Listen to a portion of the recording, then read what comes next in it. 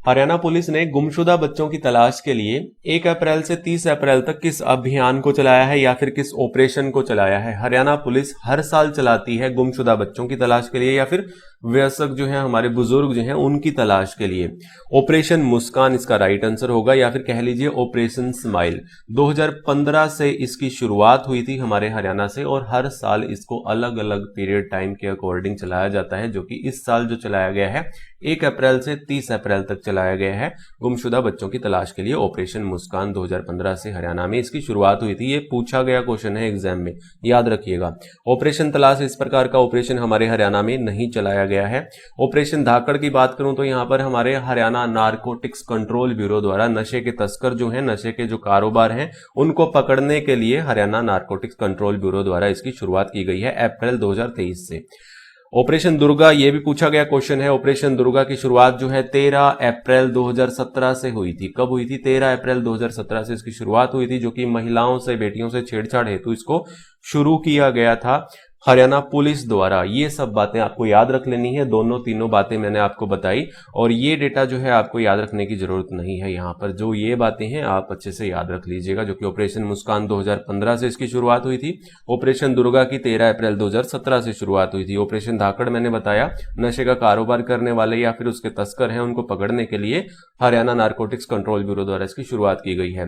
ठीक है, आप हमारे चैनल से अभी जुड़ चुके हैं जीके बाय उत्तम क्लासेस से। अगर आप हमारी रेगुलर वीडियोस देखते हैं, आपको वीडियोस पसंद आती हैं, तो वीडियो को लाइक जरूर कर दीजिएगा।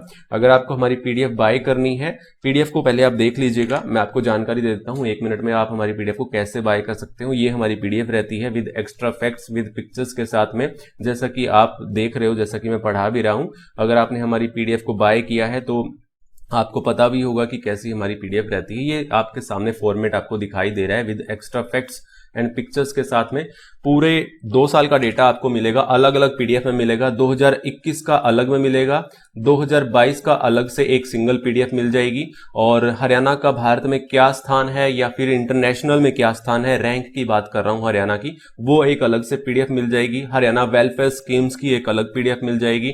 हरियाणा बजट, हरियाणा आर्थिक सर्वेक्षण या फिर महिलाओं और बेटियों से अचीवमेंट्स की एक अलग से पीडीएफ मिल जाएगी। खेल से संबंधित एक पीडीएफ अलग से मिल जाएगी। यानी जितनी भी हमारी पीडीएफ इंपॉर्टेंट है हरियाणा करंट अफेयर से रिलेटेड, सारी पीडीएफ आपको हमसे बाय कर सकते हैं। और आपने हमारी पीडीएफ तो देख ही ली है, तो यहां पर मेरा नंबर है 9468175075। इस नंबर पर मेरा गूगल पे है, फोन पे है, पेटीएम है। तीनों माध्यम में से मुझे कोई भी 99 रुपीज भेज सकता है और ये सारी पीडीएफ मुझसे बाय कर सकता है। और ये मेरा व्हाट्सअप नंबर भी है, इस पर आप मुझे व्हाट्सअप स्क्रीनशॉट भेज देना अपनी पेमेंट का, मैं आपको सारी की सारी पीडीएफ जो है इसी व्हाट्सअप नंबर पर भेज दूंगा।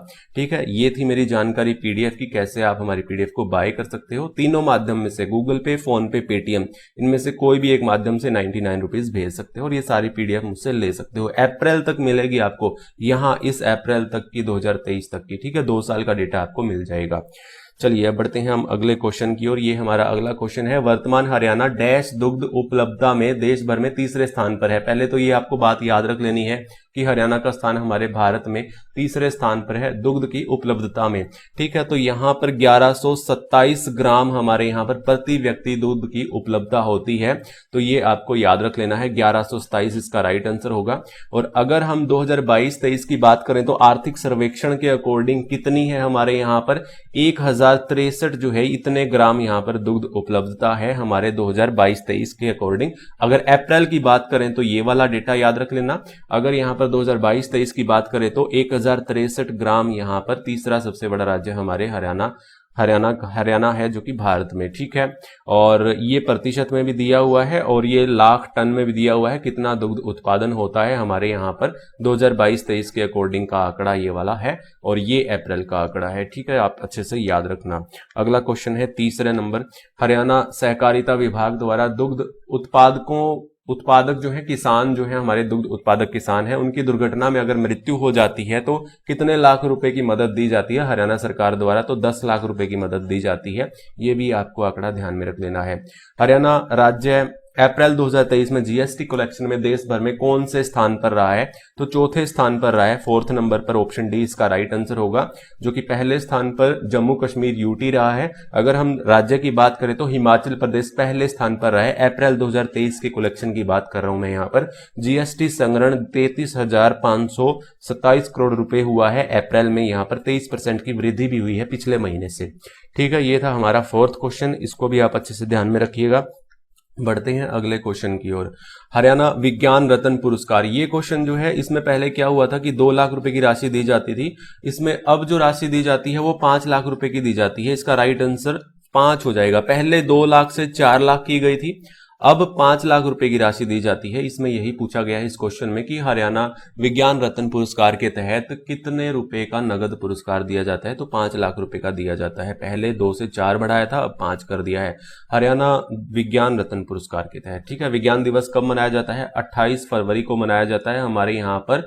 राष्ट्रीय अगर नेशनल की बात करें तो 10 नवंबर को यहाँ पर हमारे इंटरनेशनल विज्ञान दिवस यानी साइंस डे कह सकते हैं हम यहाँ पर, इंटरनेशनल साइंस डे, या फिर हमारे यहाँ पर नेशनल साइंस डे 28 फरवरी को, और 10 नवंबर को हमारे यहाँ पर इंटरनेशनल साइंस डे मनाया जाता है। संत महापुरुष सम्मान एवं विचार प्रसार योजना के तहत संत धन्ना भगत की जयंती कैथल के धनौरी गांव में कब मनाई गई? 23 अप्रैल को मनाई गई। ये जो है इसकी शुरुआत 1 अप्रैल से यानी 1/4/2021 से इसकी शुरुआत हो चुकी है, यानी 2 साल से ज्यादा हो चुके हैं इसको शुरुआत हुए, यानी 2 साल से हम अलग अलग हम संतों की जयंती मनाते आ रहे हैं। संत महापुरुष सम्मान विचार प्रसार योजना के तहत मनाते आ रहे हैं। जो कमेटी, जो संगठन जो है इसका आयोजित करता है, यानी इसका जो संत महापुरुष की जयंती मनाने का कार्यक्रम करता है, तो उसको 50,000 से 1 लाख रुपए तक की राशि भी प्रोत्साहन राशि हरियाणा सरकार द्वारा दी जाती है। यहां पर मैं बात करूं संत धन्ना भगत की, हाल ही में कैथल के धनौरी गांव में मनाई गई थी। 23 अप्रैल 2023 को मनाई गई थी। इसकी शुरुआत 1 अप्रैल 2021 से हो चुकी थी। ठीक है, इस जो धन्ना भगत की जयंती मनाई गई, इसके दौरान जो घोषणाएं हुई थी उसके बारे में भी देख लीजिएगा। पत्रकारों की जो पेंशन है वो 10,000 से बढ़ाकर हमारे हरियाणा में 11,000 रुपए करने की घोषणा की है। जींद का एक हैबतपुर गांव है, इसमें मेडिकल कॉलेज होगा, तो मेडिकल कॉलेज का नाम भी धन्ना भगत के नाम से रखा जाएगा। इसको भी आपको याद रख लेना है। जींद का एक गांव है हैबतपुर, यहां पर धन्ना भगत के नाम पर एक मेडिकल कॉलेज का नाम रखा जाएगा। मुख्य अतिथि जो थे हमारे उपराष्ट्रपति जगदीप धनखड़ थे इस समय जब ये जयंती मनाई गई हमारे यहाँ पर कैथल के धनौरी गांव में। और संत महापुरुष सम्मान विचार प्रसार योजना की शुरुआत मैंने आपको बताई 1 अप्रैल से 2021 से इसकी शुरुआत हुई थी। और अभी पीछे हम गुरुग्राम, नरवाना, यमुनानगर में 3 फरवरी 2023 को संत शिरोमणि रविदास की जयंती भी मनाकर आए हैं। ये जयंती भी आपको याद रख लेनी है। इंपॉर्टेंट जयंतियां जो है, मैंने मैराथन क्लास ली है, 4 घंटे 41 मिनट की मैराथन क्लास है, उसमें सभी मैंने आपके साथ शेयर की हैं। वो वीडियो जरूर देखिएगा, लिंक आपको डिस्क्रिप्शन में मिल जाएगा। 2022 की कंप्लीट आपको ये वीडियो देखनी है, बहुत इंपॉर्टेंट है। इसमें 468 क्वेश्चन है, 468 2022 के इंपॉर्टेंट क्वेश्चन है, सारे के सारे आपको 4 घंटे 41 मिनट में देख लेने हैं, बहुत इंपॉर्टेंट है। ऐसे ही मैंने विद एक्स्ट्रा फैक्ट्स और पिक्चर्स के साथ में जो है समझाया हुआ है आपको अच्छे से, तो ये सब डिटेल आपको अच्छे से याद रख लेनी है। इसका राइट आंसर 23 अप्रैल 2023 को होगा, जो कि धन्ना भगत की ये जयंती हमारे यहाँ पर कैथल के धनौरी गांव में मनाई गई है। अगला क्वेश्चन है हमारा यहाँ पर 7वां क्वेश्चन। हरियाणा राज्य के सहयोग से किस देश में 28 से 30 अप्रैल आएगा यहाँ पर अंतर्राष्ट्रीय गीता महोत्सव मनाया गया? यहाँ पर ऑस्ट्रेलिया में मनाया गया। इसका राइट आंसर जो हो जाएगा, हरियाणा राज्य के सहयोग से मनाया गया, 28 से 30 अप्रैल तक मनाई गई अंतर्राष्ट्रीय गीता महोत्सव मनाया गया। इसकी शुरुआत जो है हमारे यहाँ पर हरियाणा में 1989 को हो चुकी थी। 1989 में गीता जयंती समारोह इसका पहले नाम होता था। समिति का जो गठन हुआ हमारे यहाँ पर 1992 को हुआ था। इसकी शुरुआत जो हो चुकी थी समारोह की यानी महोत्सव की, ये 1989 को हुई थी, और जो इसकी समिति का गठन किया गया था वो 1992 को किया गया था। गीता जयंती को राष्ट्रीय उत्सव जो घोषित किया गया था वो 2002 में किया गया था, और अंतर्राष्ट्रीय स्तर पर इसकी शुरुआत जो हुई थी 2016 में मॉरिशस देश से हुई थी। ये भी आपको याद रख लेना है। किस देश से? मॉरिशस देश से। 2022 में, पिछले साल की बात करूं तो ये कनाडा में मनाया गया था। और हमारे जो हरियाणा में 7वां अंतर्राष्ट्रीय गीता महोत्सव जो है ये 19 नवंबर से 6 दिसंबर तक मनाया गया है। और अप्रैल में जो है 2023 का ये ऑस्ट्रेलिया में इसको मनाया गया है, ये भी आपको याद रख लेना है, वेरी वेरी इंपॉर्टेंट क्वेश्चन है। चलिए बढ़ते हैं अगले क्वेश्चन की ओर। मुख्यमंत्री मनोहर लाल खट्टर ने प्रो एक्टिव दिव्यांग पेंशन सेवा पोर्टल की शुरुआत कब से की है? तो प्रो एक्टिव दिव्यांग पेंशन जो है दिव्यांगों के लिए जो उनका जो पेमेंट जो उनकी पेंशन जो है वो सीधे खाते में जो जाएगी वो सेवा पोर्टल के माध्यम से जाएगी, जो कि सरकारी ऑफिस या फिर बैंक के चक्कर यहां काटने नहीं पड़ेंगे इनको। तो 19 अप्रैल 2023 से इसकी शुरुआत की है प्रो एक्टिव दिव्यांग पेंशन सेवा पोर्टल की, दिव्यांगों के लिए इसकी शुरुआत की गई है 19 अप्रैल 2023 से। एक और आपको चीज याद रखनी है, 19 अप्रैल 2023 से एक पोर्टल और खोला गया है, चैटबॉट है, व्हाट्सएप चैटबॉट है, जो कि PPP से संबंधित आपकी समस्याओं को सुनेगा। ताऊ से पूछो नाम से एक चैटबॉट या फिर एक व्हाट्सएप बोट जो है इसकी शुरुआत की गई है हमारी हरियाणा सरकार द्वारा 19 अप्रैल 2023 से ही, ठीक है। तो मुख्यमंत्री ने परिवार पहचान पत्र से जुड़ी कोई भी आंकड़ा या समस्या का समाधान करने के लिए इस चैटबॉट की शुरुआत की है। ताऊ से पूछो नामक चैटबॉट है ये भी आपको याद रख लेना है, ठीक है। बढ़ते हैं अगले क्वेश्चन की ओर। जींद की खिलाड़ी जो है अंशु मलिक, जो कि 57 केजी भार वर्ग में खेलती हैं, कजाकिस्तान के अस्ताना में हुई है एशियाई कुश्ती चैंपियनशिप 2023। इसमें कौन सा पदक जीता है? जींद ने तो कांस्य पदक जीता है, तो ये आपको ब्रॉन्ज मेडल याद रख लेना है। जींद की खिलाड़ी है अंशु मलिक, जो कि 57 केजी भार वर्ग में खेलती है, कजाकिस्तान के अस्ताना में हुई है एशियाई कुश्ती चैंपियनशिप, जो कि कांस्य पदक जींद की खिलाड़ी अंशु मलिक ने जीता है। और टोटल जो पदक जीते हैं हमारे यहां पर भारत ने 14 पदक जीते हैं। कितने जीते हैं? 14 पदक जीते हैं, जिसमें से 14 के 14 हमारे हरियाणा के खिलाड़ी लेकर आए हैं। टोटल सारे खिलाड़ी जो हैं हमारे हरियाणा से ही थे 14 पदक लाने वाले पूरे भारत में।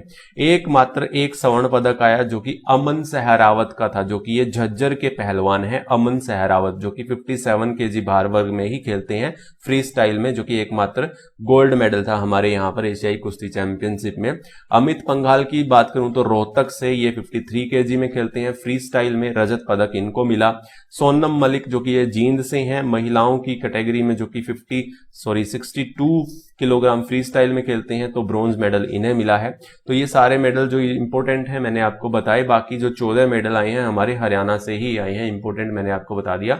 ये गोल्ड मेडल वाला तो आपको अच्छे से याद रख लेना है, अमन सहरावत जो कि झज्जर से हैं, 57 केजी भार वर्ग में खेले हैं, ठीक है। ये आपको याद रह जाएगा। 18वीं राष्ट्रीय आइस स्केटिंग प्रतियोगिता में हरियाणा ने कुल कितने पदक जीते हैं? 31 जीते हैं। कितने जीते हैं? 18वीं राष्ट्रीय आइस स्केटिंग प्रतियोगिता का आयोजन हुआ, जो कि 31 हमारे हरियाणा ने ये पदक जीते हैं टोटल। हरियाणा ने नीतू घनघस जो कि भिवानी से हैं, 48 केजी भार वर्ग में खेलती हैं, और स्वीटी बुरा जो है हिसार से हैं, जो कि 81 भार केजी में ये खेली हैं। मुक्केबाजी चैंपियनशिप जो कि हमारे हरियाणा में नहीं सॉरी भारत के दिल्ली में आयोजित हुई थी, तो यहां पर इन्होंने गोल्ड मेडल जीता है दोनों ने। तो आप याद रख लीजिएगा नीतू घनघस और स्वीटी बुरा को, इनके जो भार वर्ग केजी जो है ये भी आपको याद रख लेना है, जो कि किस वेट में ये खेलती हैं दोनों, ये भी आप याद रखना है। किस डिस्ट्रिक्ट से बिलोंग करती हैं ये भी आपको याद रखना है। तो दोनों ने यहाँ पर गोल्ड मेडल जीता है। 40 लाख रुपए का यहाँ पर चेक भी दिया हमारे मनोहर लाल खट्टर साहब ने इनको, और बी ग्रुप में जॉब का ऑफर भी दिया है इन्हें, बी ग्रुप में हमारे हरियाणा में, तो ये भी आपको याद रख लेना है, स्वीटी बुरा और नीतू घनघस। 12वां क्वेश्चन है, हाल ही में जारी 11वीं एकीकृत वार्षिक रिपोर्ट के अनुसार हरियाणा की बिजली वितरण निगम DHBVN और UHBVN को देश भर में कौन सा ग्रेड मिला है? A+ ग्रेड मिला है, जो कि 11वीं एकीकृत वार्षिक रिपोर्ट के अनुसार हमारा दक्षिण हरियाणा बिजली वितरण निगम और उत्तरी हरियाणा बिजली वितरण निगम को A+ ग्रेड मिला है। ये आपको याद रखना है। इनका जो गठन हुआ था 1997 में हुआ था, DHBVN और UHBVN का, ठीक है। और हरियाणा विद्युत बोर्ड का गठन जो हुआ था वो 3 मई 1967 को हुआ था। हरियाणा विद्युत विनियामक आयोग का जो गठन हुआ था वो 13 अगस्त 1998 को हुआ था। ये भी आपको अच्छे से याद रख लेना है। हरियाणा के अभी तक कितने गांवों को स्वामित्व योजना के तहत या फिर लाल डोरा मुक्त कर दिया गया है? हमारे हरियाणा में 6251 गांवों को टोटल यहां पर अभी तक कर दिया है। अप्रैल तक की बात कर रहा हूं, 6251 का आंकड़ा आया है, जो कि इसकी शुरुआत करनाल के सिरसी से हुई थी। लाल डोरा मुक्त गांव योजना कह लीजिए या फिर स्वामित्व योजना कह लीजिए। शुरुआत इसकी 26 जनवरी 2020 से हमारे हरियाणा से ही हुई थी। ये आपको अच्छे से ध्यान में रखना है। 6251 का आंकड़ा आपको याद रखना है। अगला क्वेश्चन है हमारा यहाँ पर, हरियाणा के किस जिले को राज्य का चौथा मेट्रोपॉलिटन डेवलपमेंट अथॉरिटी वाला जिला बनाया गया है? वेरी इंपॉर्टेंट क्वेश्चन है। तो यहाँ पर सोनीपत को बनाया गया है। सोनीपत को चौथी पुलिस कमिश्नरी भी बनाया गया है अभी हाल ही में, जिसके जो कमिश्नर बनाए गए हैं वो सतीश बालन बनाए गए हैं। याद रखना सतीश बालन को भी, ये भी बहुत इंपॉर्टेंट है, ये एग्जाम में पूछा जाने वाला क्वेश्चन है। आई थिंक ये किसी ना किसी सेट में जरूर पूछा जाएगा कि चौथी हमारी पुलिस कमिश्नरी कौन सी बनी है, वो सोनीपत बनी है। चौथा जो मेट्रोपॉलिटन डेवलपमेंट अथॉरिटी वाला जिला बना है वो सोनीपत बना है। इसके जो पहले कमिश्नरी के जो पहले कमिश्नर बनाए गए हैं वो सतीश बालन बनाए गए हैं। पहला जो मेट्रोपॉलिटन डेवलपमेंट अथॉरिटी वाला जिला था वो पहला गुरुग्राम 2017, और दूसरा फरीदाबाद 2018, तीसरा पंचकुला 2022। ये आपको अच्छे से याद में रख लेना है। और अगर आप हमारी पीडीएफ को बाय करना चाहते हो, नीचे ये नंबर दिया है, आप इस पर एक मैसेज छोड़ दीजिएगा, आपको ऑटो रिप्लाई मिल जाएगा, सारी जानकारी उसमें लिखी होगी। ठीक है। हरियाणा के किस जिले में मादक पदार्थों की तस्करी के बढ़ते मामलों को देखते हुए हाई कोर्ट ने स्पेशल फास्ट ट्रैक कोर्ट स्थापित की है? तो मादक पदार्थों की तस्करी के बढ़ते मामलों को देखते हुए हाई कोर्ट ने एक स्पेशल फास्ट ट्रैक कोर्ट की यहां पर स्थापित करने की बात की है। तो यहां पर सिरसा में स्थापित हुई है ये स्पेशल फास्ट ट्रैक कोर्ट, जो कि मादक पदार्थों की तस्करी के बढ़ते मामलों को देखते हुए इसकी यहां पर स्थापना की गई है सिरसा में।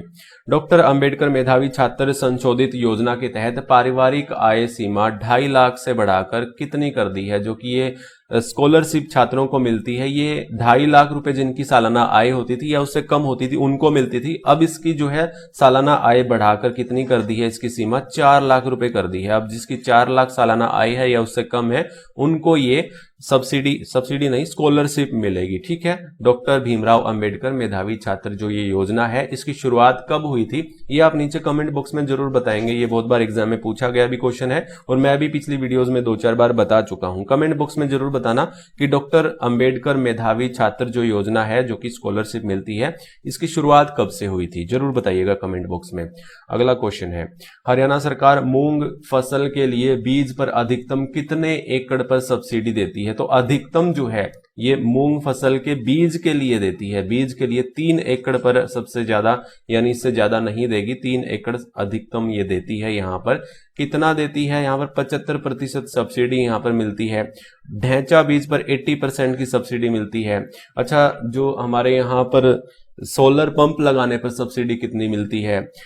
इसके अलावा बात करूं तो पाइपलाइन बिछाने पर सब्सिडी कितनी मिलती है? जो कि मैं बात करूं यहां पर हमारे यहाँ पर ड्रैगन फ्रूट की खेती करने पर सब्सिडी कितनी मिलती है? ये सारी अगर आपको जानकारी चाहिए तो हमारी एक वीडियो है जो कि 4 घंटे 41 मिनट की है, मैराथन क्लास 2022 वाली, जिसमें 468 क्वेश्चन है। लिंक नीचे डिस्क्रिप्शन में मिल जाएगा। तो सारे के सारी सब्सिडी जो है, पोर्टल है, योजनाएं हैं, खेल से संबंधित हैं, सारे इवेंट्स जो हैं वो सारे के सारे उसी एक ही वीडियो में आपको मिल जाएंगे।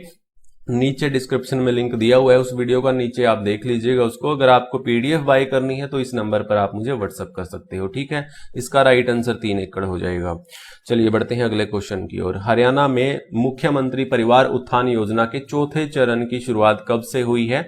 तो 28 अप्रैल से इसकी शुरुआत हुई है। यहाँ पर मुख्यमंत्री परिवार उत्थान योजना, जो कि नीचे तबके के लोगों को, यानी बिलो पॉवर्टी लाइन जो है हमारे यहाँ पे बीपीएल परिवारों को एपीएल परिवार की श्रेणी में लाने के लिए इस योजना की शुरुआत की गई थी 1 अप्रैल 2021 से, और इस चौथे चरण की शुरुआत हमारे 28 अप्रैल 2023 से की गई है मुख्यमंत्री द्वारा। हरियाणा स्किल डेवलपमेंट की ओर से 12वीं पास युवाओं को ड्रोन के प्रशिक्षण के लिए किस जिले में ड्रोन स्कूल खोला गया है? तो करनाल में खोला गया है। कहां पर खोला गया है? करनाल में। तो ड्रोन से संबंधित जितने भी क्वेश्चन हैं उसी मैराथन वीडियोस में आपको देखने को मिल जाएंगे। मैं बार बार ऐड नहीं करूंगा क्योंकि बहुत बार मैं रिपीट भी कर चुका हूं, वीडियो काफी लंबी भी हो जाती है, तो इसलिए आप वो वीडियो जरूर देखिएगा मैराथन। ठीक है। बढ़ते हैं अगले क्वेश्चन की ओर। हरियाणा में प्राकृतिक खेती और जैविक खेती को बढ़ावा देने के लिए किस जिले में पंडित दीनदयाल उपाध्याय जैविक खेती उत्कृष्टता केंद्र की उत्कृष्टता केंद्र स्थापित किया गया है? इसका राइट आंसर हिसार हो जाएगा, जो कि उत्कृष्टता केंद्र ये है, हिसार में स्थापित किया गया है पंडित दीनदयाल उपाध्याय जैविक खेती के लिए, जो कि प्राकृतिक खेती को बढ़ावा देने के लिए, जैविक खेती को बढ़ावा देने के लिए इनके नाम पर एक ये उत्कृष्टता केंद्र स्थापित किया गया है। हरियाणा में जो आंकड़े हमारे सामने आते हैं, हरियाणा में 11 उत्कृष्टता केंद्र हैं और 3 नए उत्कृष्टता केंद्र जो स्थापित किए जा रहे हैं, एक पंचकुला में, एक पिनगवा गांव जो कि नूह में, एक मुनीमपुर जो गांव है झज्जर में, यहां पर स्थापित किया जा रहा है। इनको मिलाकर के अगर ऐड कर दिया जाए तो 14 हमारे यहां पर उत्कृष्टता केंद्र हो जाएंगे। इसकी बात करूं तो मैं दीनदयाल उपाध्याय की, इनके नाम पर अभी पिछले महीने की बात करूं तो दयालु नाम से एक योजना चलाई गई थी। दयालु, जो कि अंत्योदय परिवार के सदस्य की अगर मृत्यु हो जाती है या फिर दिव्यांग हो जाते हैं तो उनको सहायता देने के लिए, आर्थिक सहायता देने के लिए दयालु योजना की भी शुरुआत की थी पिछले महीने से। 16 मार्च, याद रखना, 16 मार्च 2023 से दयालु योजना की शुरुआत की गई है और इसको भी आप याद रख लेना, इनके नाम पर एक उत्कृष्टता केंद्र भी यहां हिसार में स्थापित किया गया है। ठीक है, बढ़ते हैं अगले क्वेश्चन की ओर।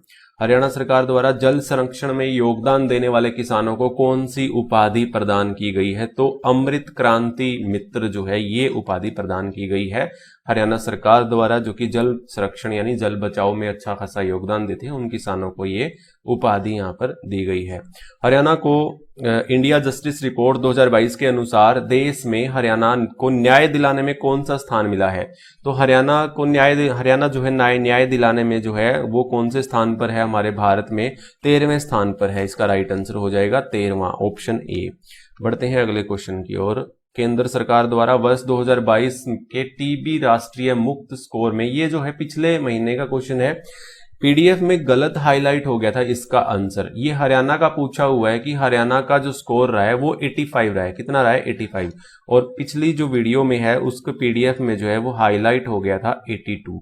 ठीक है, इसका राइट आंसर 85 होगा। ठीक कर लीजिएगा, करेक्शन कर लीजिएगा, इसलिए मैंने ये वीडियो में ये क्वेश्चन ऐड कर दिया था पिछले महीने का, जो कि टीबी राष्ट्रीय मुक्त स्कोर जो नेशनल रहा था वो 82 रहा था, हरियाणा का रहा था 85 रहा था। मैंने यहां पर हाईलाइट पिछली वीडियो में 82 कर दिया था, जो कि ये राष्ट्रीय था। पूछा यहां पर 85 था, यानी हरियाणा का। हरियाणा राज्य ग्रामीण स्तर पर अस्पतालों या चिकित्सालयों में ईसीजी सेवा शुरू करने वाला पहला राज्य हमारा यहां पर बन गया है, याद रख लीजिएगा। हरियाणा सामुदायिक स्वास्थ्य केंद्र जो है हमारे 120 हैं, प्राथमिक स्वास्थ्य केंद्र 406 हैं, उप स्वास्थ्य केंद्र जो है हमारे यहाँ पर 2726 है। ये आंकड़ा आपको याद रख लेना है। हरियाणा सरकार ने कामगार महिलाओं के लिए किस योजना की शुरुआत की है? मुख्यमंत्री मातृत्व सहायता योजना। मुख्यमंत्री मातृत्व सहायता योजना कामगार महिलाओं के लिए योजना की शुरुआत की गई है। जो कामगार महिलाओं को दूसरा बच्चा होता है उनके जन्म पर 5,000 रुपए की सहायता दी जाती है और गर्भावस्था के दौरान जो कि पोषण भी दिया जाता है और उनको सहायता दी जाती है, जो कि गर्भावस्था के दौरान वो काम पर नहीं आ सकती तो मेहनताना भी उनको घर बैठे दिया जाता है। तो ये भी आपको याद रख लेना है मुख्यमंत्री मातृत्व सहायता योजना के तहत। चलिए बढ़ते हैं अगले क्वेश्चन की ओर। हरियाणा में कुल कितने नशा मुक्ति केंद्र हैं? नशा मुक्ति केंद्र 21 है, ऑफिशियली भी आप देख सकते हो।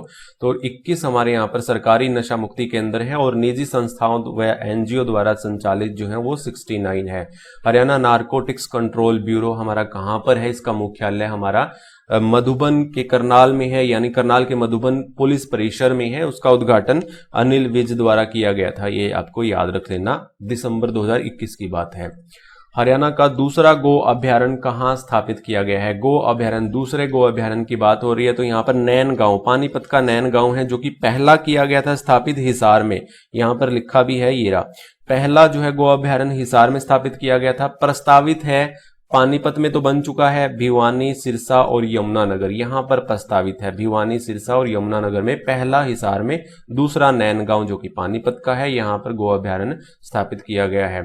इसके अलावा गौ से रिलेटेड अलग से जो फैक्ट्स हैं वो भी आपको याद रख लेने हैं। गौशाला को हरियाणा सरल पोर्टल से जोड़ा गया है।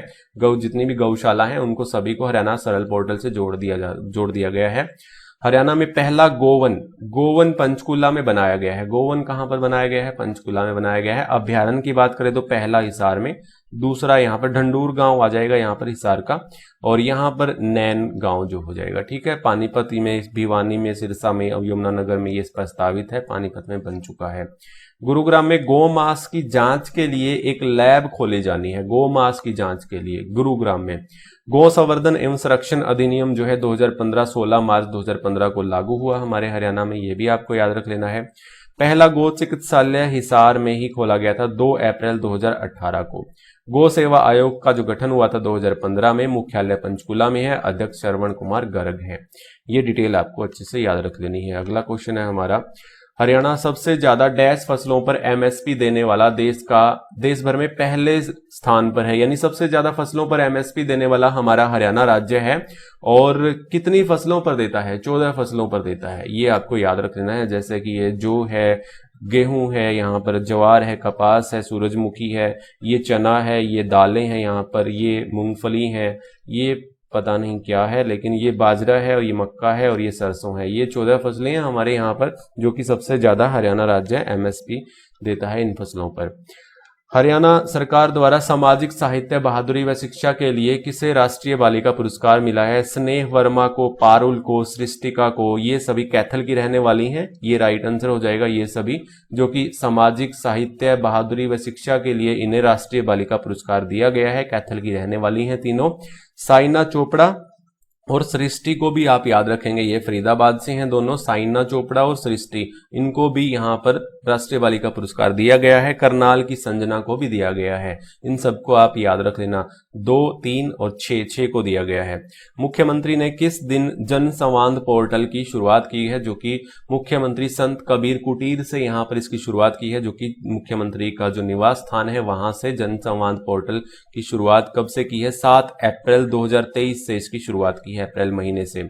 इसके अलावा जो पोर्टल है अन्य, जो कि सीएम डैशबोर्ड पोर्टल है, जो कि सीएम को मिलने वाले उपहार हैं उनकी नीलामी होती है, उनसे जो पैसा आता है वो जन सहायता के लिए लगाया जाता है सीएम उपहार पोर्टल के माध्यम से। इसकी भी शुरुआत हुई थी 31 अक्टूबर 2022 से। ये भी आपको याद रख लेनी है, मैं पहले भी पढ़ा चुका हूं आपको सभी पोर्टल के माध्यम से, यानी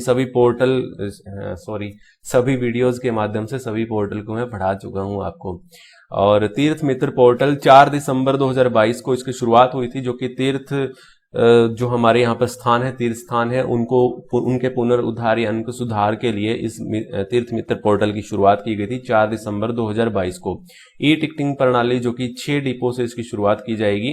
करनाल से इसकी शुरुआत की गई है 29 नवंबर 2022 से। 29 नवंबर 2022 से इसकी शुरुआत करनाल से की गई थी। ई टिकटिंग प्रणाली की 6 डिपो में इसको लागू किया जाएगा पहले चरण में। ठीक है, जन संवाद पोर्टल जो है 7 अप्रैल 2023 से इसकी शुरुआत हुई है। अगला क्वेश्चन है, जींद की किस महिला को, अगर हमें पुरस्कार की बात करूं तो अभी हमने राष्ट्रीय बालिका पुरस्कार की बात की, अब मैं बात कर रहा हूं यहाँ पर जींद की किस महिला को सराहनीय कार्य करने पर राज्य का पहला सुषमा स्वराज पुरस्कार मिला है? इंपॉर्टेंट क्वेश्चन है, पिछले महीने का है, मैंने ऐड कर दिया यहाँ पर। मंजू डिगाना को, जो कि 5 लाख रुपए की राशि के साथ इनको सम्मानित किया है, जींद की रहने वाली है, नाम है मंजू डिगाना। पहला पुरस्कार है सुषमा स्वराज पुरस्कार। हरियाणा की किस महिला को इंदिरा गांधी महिला शक्ति पुरस्कार मिला है? यह भी मैं पिछले महीने पढ़ा चुका था, लेकिन इस बार भी आपको दोबारा रिवीजन करवा रहा हूं। यहाँ पर ए बी यानी मोनिका शर्मा और रितु लाठर, जो कि अलग अलग जिले से हैं। यमुनानगर से मोनिका शर्मा है, रितु लाठर जो है ये करनाल से हैं। दोनों को मिला है इंदिरा गांधी महिला शक्ति पुरस्कार, जो कि 1.5 लाख रुपए की राशि के साथ ये पुरस्कार दिया गया है। पिछले साल जो दिया गया था वो प्रियंका सोनी और सुमेधा धनी को दिया था। 2010 से इसकी शुरुआत हो गई थी। महेंद्रगढ़ की किस महिला को कल्पना चावला अवार्ड 1 लाख रुपए की राशि के साथ सम्मानित किया गया? वंदना को। किसको किया गया? वंदना को कल्पना चावला अवार्ड मिला है, 1 लाख रुपए की राशि के साथ मिला है, महेंद्रगढ़ की रहने वाली है। 2021 के लिए यह पुरस्कार आशा कुमारी को मिला था, इसकी भी शुरुआत 2010 से हुई थी। यह भी आपको याद रख लेना है। अगला क्वेश्चन है, दुल्हेड़ी गांव की युवा स्वच्छता जन सेवा समिति को गांव की सफाई के लिए राज्य सरकार ने कितने रुपए पुरस्कार राशि देने की घोषणा की है? ये दुल्हेड़ी गांव भिवानी का गांव है। ये अभी हाल ही में चर्चा में था, जो कि नरेंद्र मोदी हमारे प्रधानमंत्री ने मन की बात में भी इनका एक विशेष यहाँ पर उल्लेख किया था, दुल्हेड़ी गांव का। तो भिवानी का गांव है, स्वच्छता से ये जाना जाता है, तो गांव की सफाई के लिए यहाँ पर ये जाना जाता है। इसको 5 लाख रुपए की राशि हरियाणा सरकार ने दी है, ये आपको याद रख लेना है। अगला क्वेश्चन है, हाल ही में प्रधानमंत्री नरेंद्र मोदी ने अपने मन की बात कार्यक्रम में स्वच्छता के लिए हरियाणा के किस गांव का विशेष उल्लेख किया? तो मैंने अभी आपको बताया दुल्हेड़ी गांव का, ठीक है। स्वच्छ सर्वेक्षण ग्रामीण 2022 के तहत भिवानी जिला पहले स्थान पर रहा है, जो कि 2022 में स्वच्छ सर्वेक्षण ग्रामीण में पहले स्थान पर भिवानी जिला रहा है। भिवानी का सुई गांव भी आपको याद रख लेना है, जो कि पहला स्व प्रेरित आदर्श गांव हमारा हरियाणा का है, भिवानी का सुई गांव। डैश महिला द्वारा चलाए जा रहे सार्थक नामक एनजीओ के तहत दिव्यांग बच्चों की तकनीकी कौशल विकास शिक्षा के लिए सम्मानित किया है सुमन अग्रवाल को। सुमन अग्रवाल एनजीओ चलाती हैं, सार्थक नाम से चलाती हैं। दिव्यांगों के बच्चों की तकनीकी कौशल शिक्षा विकास के लिए इनको ये पुरस्कार सम्मानित किया गया है यहाँ पर, ये आपको याद रख लेना, सुमन अग्रवाल को। अगला क्वेश्चन है 37वां नंबर, हाल ही में हरियाणा में किसे राज्य सूचना आयुक्त नियुक्त किया है। ये कुछ जो है अपॉइंटमेंट्स हैं, आप याद रख लीजिएगा, लास्ट में मैं अपॉइंटमेंट्स पढ़ा देता हूं आपको। पिछले महीने की भी पढ़ाऊंगा, अभी जो है इस महीने की आप देख लीजिएगा, 2-4 अपॉइंटमेंट्स जो है बहुत इंपॉर्टेंट है। राज्य सूचना आयुक्त नियुक्त किया है जगबीर सिंह को, प्रदीप कुमार शेखावत को, कुलबीर छिकारा को, ये सभी इन्हीं तीनों को जो है अभी सूचना आयुक्त बनाया गया है, राज्य सूचना आयुक्त। और आप अगर जानते हो तो इसका गठन जो है 2005 में किया गया था। मुख्य सूचना आयुक्त कौन है, इंपॉर्टेंट है, विजय वर्धन है। राज्य सूचना आयुक्त कौन है, एसएस फुलिया है। इन दोनों को भी आप याद रखेंगे। और अभी जो अपॉइंटमेंट्स हुई है ये जगबीर सिंह, प्रदीप कुमार शेखावत, कुलबीर छिकारा, ये तीनों अभी आयुक्त नियुक्त किए गए हैं। हरियाणा सरकार ने किसे राजस्व विभाग के नए फाइनेंस कमिश्नर कौन बने हैं, अभी राजेश खुल्लर को बनाया है। किसको बनाया है, राजेश खुल्लर को राजस्व विभाग के नए फाइनेंस कमिश्नर के रूप में नियुक्त किए गए हैं, ये भी आपको याद रख लेना है, राजेश खुल्लर को। बढ़ते हैं अगले क्वेश्चन की ओर। हरियाणा मार्केटिंग बोर्ड का चेयरमैन किसे बनाया गया है। मार्केटिंग बोर्ड का चेयरमैन बनाया गया आदित्य चौटाला को। किसको बनाया गया है, आदित्य चौटाला को हरियाणा मार्केटिंग बोर्ड का चेयरमैन बनाया गया है। जींद की इग्राहा गांव की किस महिला को महिला प्रगतिशील किसान में राष्ट्रपति द्रौपदी मुर्मू द्वारा किसे सम्मानित किया गया है। महिला प्रगतिशील किसान के रूप में सम्मानित किया गया है, राष्ट्रपति द्रौपदी मुर्मू द्वारा किया गया है। जींद की इग्राहा गांव की रहने वाली सुनीता इसका राइट आंसर हो जाएगा। जींद की इग्राहा गांव की रहने वाली हैं, महिला प्रगतिशील किसान के रूप में सम्मानित की गई है।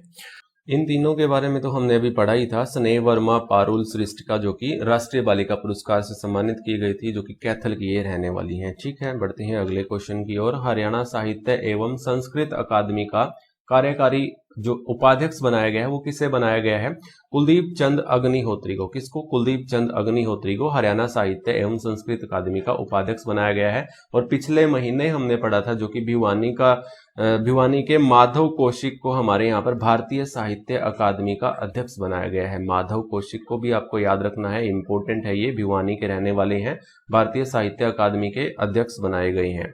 बढ़ते हैं अगले क्वेश्चन की ओर। हरियाणा से किस आईपीएस अधिकारी को केंद्रीय रिजर्व फोर्स सीआरपीएफ का महानिरीक्षक बनाया गया है। केंद्रीय रिजर्व पुलिस फोर्स आएगा यहाँ पर, सेंट्रल रिजर्व पुलिस फोर्स यानी सीआरपीएफ के महानिरीक्षक के रूप में नियुक्त किए गए हैं संदीप खीरवार, ये याद रख लेना, संदीप खीरवार राइट आंसर हो जाएगा। हरियाणा कृषि उद्योग निगम का नया चेयरमैन किसे बनाया गया है, कुलदीप सिंह मुल्तानी। ये पिछली महीने की अपॉइंटमेंट्स हैं, मैं आपको बढ़ा चुका हूं अप्रैल महीने की, तो ये मार्च अप्रैल की कुछ अपॉइंटमेंट्स हैं, आपको रिवीजन हो जाएगा, इसलिए मैंने यहाँ पर ऐड कर दी है। कुलदीप सिंह मुल्तानी को हमारे यहाँ पर हरियाणा कृषि उद्योग निगम का चेयरमैन बनाया गया है। अगला क्वेश्चन है, अंबाला के डैश को सुप्रीम कोर्ट के जज के रूप में नियुक्त करने की मंजूरी दी है, तो राजेश बिंदल इसका राइट आंसर होगा, जो कि सुप्रीम कोर्ट के जज के रूप में नियुक्त किया है राजेश बिंदल को, जो कि ये अंबाला के रहने वाले हैं। हाल ही में हरियाणा विधानसभा की प्रेस सलाहकार समिति का अध्यक्ष किसे बनाया गया है, दीपक बंसल को। किसको, दीपक बंसल को हमारे यहाँ पर विधानसभा की प्रेस सलाहकार समिति का अध्यक्ष बनाया गया है, याद रख लीजिएगा। चलिए, Haryana real estate regulatory authority HRERA Gurugram का नया अध्यक्ष कौन बना है, तो ये अरुण गुप्ता बने हैं। कौन बने हैं, अरुण गुप्ता, जो कि Haryana real estate regulatory authority, जो कि 1 नवंबर 1966 को इसका गठन हुआ था। हरियाणा गठन के समय में गुरुग्राम के नए ये अध्यक्ष बनाए गए हैं, हरेरा गुरुग्राम के, और इन्होंने के खंडेला का स्थान लिया है अरुण गुप्ता ने। हाल ही में रोहतक के डैश को त्रिपुरा के उच्च न्यायालय में मुख्य न्यायाधीश बनाया गया है। त्रिपुरा के उच्च न्यायालय के मुख्य न्यायाधीश के रूप में जसवंत सिंह को नियुक्त किया है। जसवंत सिंह इसका राइट आंसर हो जाएगा।